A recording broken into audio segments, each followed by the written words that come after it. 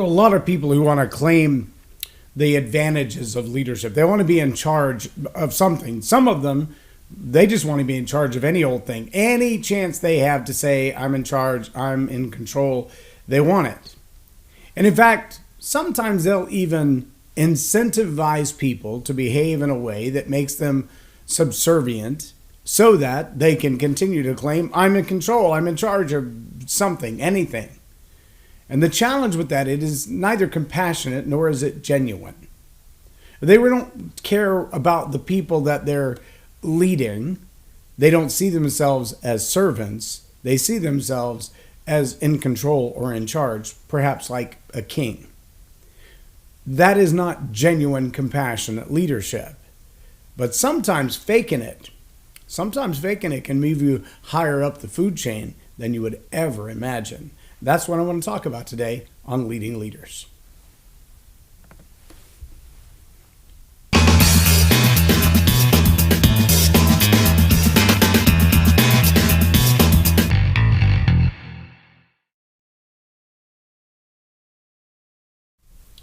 I'm J Loren Norris with Leading Leaders podcast. There are a whole lot of people who would use someone else's money to prove themselves to be compassionate. And it's not really genuine compassion. No, they don't want to give away their own money, and they don't want to create opportunity for others from their own wealth. They don't want to share their wealth. They want to take from other people and redistribute that wealth in a way that kind of looks at them as the elite and then takes everybody who's not elite and redistributes the powerful opportunists to the unwilling to work inopportunist, and kind of put them on a level playing field as long as it's not the same playing field as the elite. Now, I know that's a hard concept to understand, and it's even harder to accept. But let me give you a good illustration of compassionate, genuine leadership. And by leadership, I mean influence, that demonstrates exactly the opposite of what I'm talking about here. So I shared a video on my social media earlier today, in fact, of a gentleman giving his acceptance speech for a great success that he had. And in his acceptance speech, he said, imagine receiving a letter that said that your summer tuition at college had been paid for in full by someone you didn't know personally, but the dopest actor on the planet. Those are his words, not mine. The dopest actor on the planet. Then the camera turns to a guy sitting in the audience with a grin on his face, kind of a sheepish grin. And then the camera turns back to the guy receiving the award. And he said, without Denzel Washington, there would have been no Black Panther. Without Denzel Washington, there would have been no Black Panther. All right, so what are we really talking about? What we're really talking about is an example of leadership where someone took from their own wealth, from their own ability, from their own performance standards, from their own excellence, and said, I want to contribute personally my wealth into the success of someone else. I want to take what I've been given, what I have attained, what I have earned, and I want to contribute that to the well-being of another. There's a word for that. It's called charity. And it always comes from a genuine heart of compassion.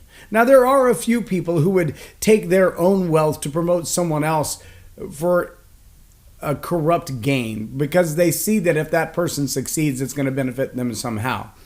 I know that that's possible. But normally what you see is that manipulation that says, I don't want to give away my money, I want to give away somebody else's money.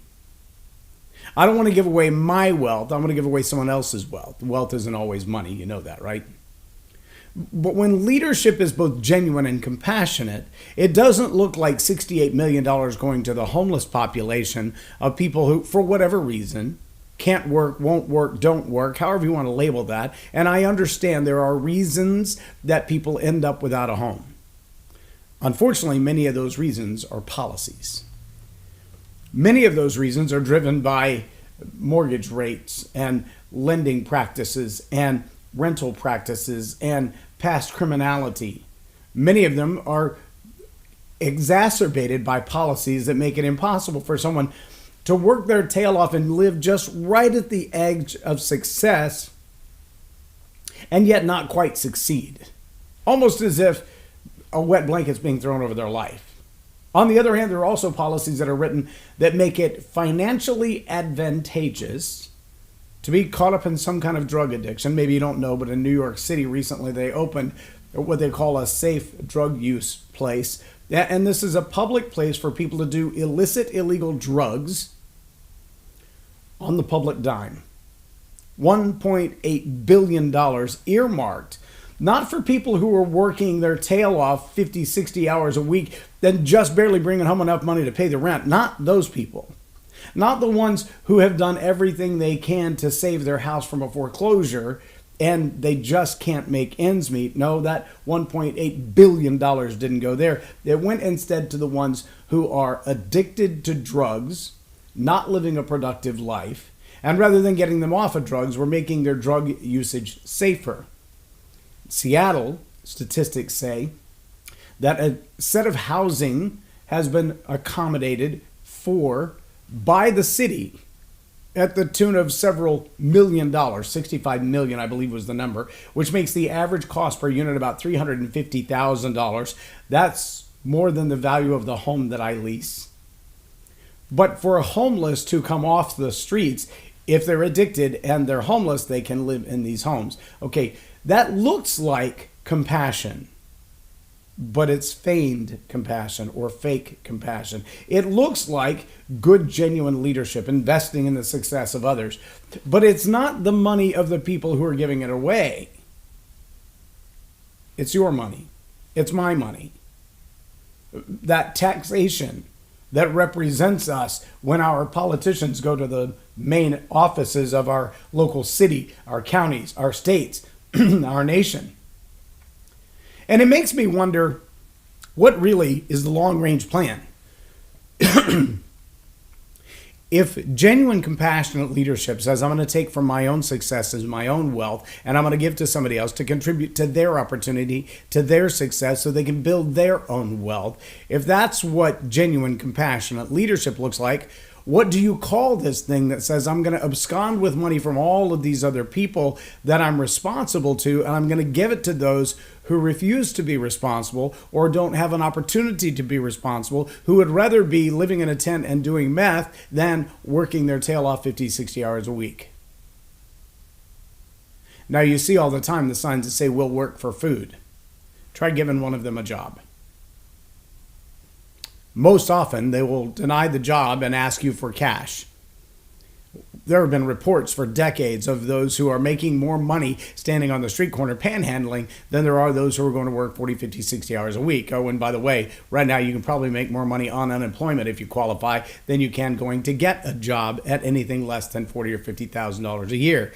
So there are incentives by those who have convinced the public that it's compassionate, genuine leadership if we all pool our money and put $68 million, as the city of Austin did, into the homeless population, while we take $11 million away from legal policing, and instead make it legal to do just about anything you want to do, and we don't need police to enforce it because, well, the DA is going to set you loose anyway. That is not, in my estimation, genuine, compassionate leadership. That's a manipulation of the population, and it makes me wonder, what are they really up to? Because it doesn't seem to be successful anywhere that it's been tried. Not in Los Angeles, not in San Francisco, not in the streets of New York City, not in the streets of Austin, where we've had a 10% increase in homeless population. Where did they come from? What happened to the houses they used to live in?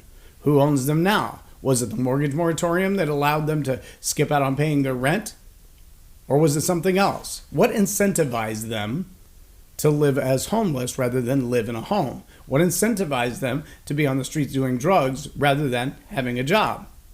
That's not genuine, compassionate leadership. Leadership that's genuine and compassionate looks a lot more like Denzel Washington did when he took money out of his own bank account and paid someone else's college tuition so that they would have a chance to succeed. He didn't take my money. He didn't take your money. He used his own money for that. That's a significant difference in genuine, compassionate leadership. So let me ask you, are you a genuine, compassionate leader? Do you take from your own opportunities, your own successes, your own greatness, your own wealth, your own time, your own knowledge, and pour that into other people so that they too can succeed? Or do you ask that everyone else contribute to someone else's success while you skim a little bit of money off the top? Now, I've done a lot of work, both as a volunteer and as a consultant, for various NGOs, non-government organizations. Some of those travel abroad and train local politicians on better ways to hold up a society and a culture. Some of those work with the homeless population right in the Dallas-Fort Worth market. Been there, done that. 5 or 6 years I invested in one particular organization for that purpose. I'm not saying that all of them are corrupt. Don't take me that way. I also am not saying, though, that all of them are on the up and up, because there are organizations out there who get gigantic checks from the government, your money, your taxpayer money. They get these giant checks from the government, and only a small percentage of it goes back to the people who are in need. And it incentivizes them to do things that are unhealthy and unwise. It doesn't lead to their success. It leads to further bondage and dependence. But a larger percentage of that goes into the pockets of those who have these gorgeous buildings and drive beautiful cars, and they want to rip on pastors of churches. But meanwhile, the NGOs are banking in the billions of dollars and doing very little good to change, reshape, and transform society. No, they're not giving people a hand up. They're just giving them a hand out. That, too, is not genuine, compassionate leadership. That's a manipulation of the masses, both those paying the taxes to support the operation and those who are not being benefited to grow from where they are into something better, but being incentivized to stay where they are. We used to call it tough love when I was a kid. When I didn't want to do something and my mom made sure that I did. When I didn't want to study hard for that class. When I didn't want to stay up late and do what I needed to do after working part-time at my job. When I didn't want to go to two-a-days football practice, but mom made sure that I was there. Tough love. When a little one, we have grandkids from 2 to almost 16 years old, when they throw a fit because they want something, tough love says, that's not good for you, and I don't care how much you throw a fit, you're not getting it. That's genuine, compassionate leadership. The tough love that makes the hard decisions in wisdom. That says, I will give to you sacrificially as much as I can for the purpose of your success, but I will not give to your demise. I will not give to see you destroy yourself. I will not give to see you live in failure and wallow there. I will give to you my wisdom, my time, my effort, my energy, my emotions, my wealth.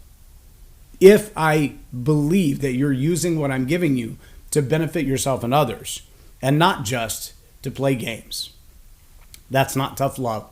That's not genuine, compassionate leadership, and I want no part in it. And I believe if you're the kind of leader who enjoys leading leaders, then you're going to be the kind of person who invests in others to invest in themselves to make their lives better, not invest in themselves to indulge in lazy, destructive, damaging behavior. I'm J Loren Norris with Leading Leaders Podcast for Tell It Like It Is TV. Have a blessed day.